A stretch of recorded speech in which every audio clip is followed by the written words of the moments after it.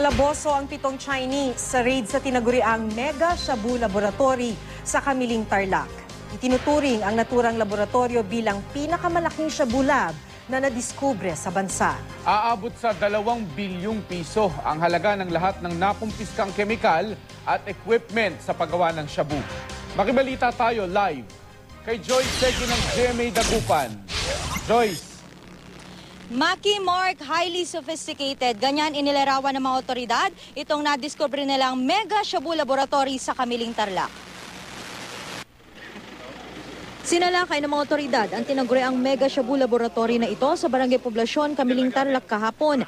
Nadiskubre ang mga bago at high-tech na aparato at mga raw material at chemical sa paggawa ng shabu. Tinataya nagkakahalagang 2 bilyong piso ang lahat na nakumpiska. Ayon sa NBI Anti-Illegal Drugs Unit, ito na ang pinakamalaking shabu lab na nadiskubre sa bansa. Kaya umanong gumawa rito ng 100 kilo ng shabu kada araw. 6 na Chinese kabilang ang isang chemist na naaktuhang nag-ooperate sa loob ng laboratorio ang inaresto. Hinakot at isinakay sa 2 cargo truck ang mga nakumpiskang gamit at dinala sa PDEA head office. Dapat tayo magpapasalamat dahil nahuli natin ng maaga. In fact, itong operasyon na ito ay ng operasyon ng shabu lab na ito ay more or less more than a month pa lang. Agosto nitong taon nang upahan ng hindi muna pinangalan ng Filipino-Chinese ang dating Kamiling Facoma Multipurpose Cooperative. Ayon sa mga residente, wala naman silang napansing kahinahinala sa lugar na inakalang pagawaan lang ng plastic. Sabi nila garments nung una tapos plastic. Wala na po kaming alam. Tapos na yung isang Chinese kung minsan nagiinuman sila dito. Dahil nagkaroon nga ng shabu lab dito.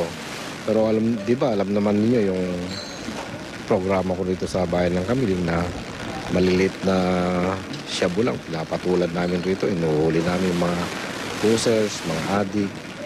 Tapos hindi namin inakala na may lab para dito sa bayan ng Kamiling. Maki, 2:00 ng hapon kanina nang tuluyan ng umalis yung mga otoridad dito sa area kasama yung 2 truck na mga ebidensya. Ikinandado nila itong shabu laboratory nga na nadiscover at ibinilin sa mga barangay officials dito na bantayan yung lugar. Sinelyuhan nila yung mismong kandado at ibinilin na huwag hahayaan ng sinuman na pumasok sa loob nga nitong nadiscovereng shabu laboratory. Yan muna ang latest mula dito sa Kamiling, Tarlac. Joy Segi, Nagbabalita, Pilipinas.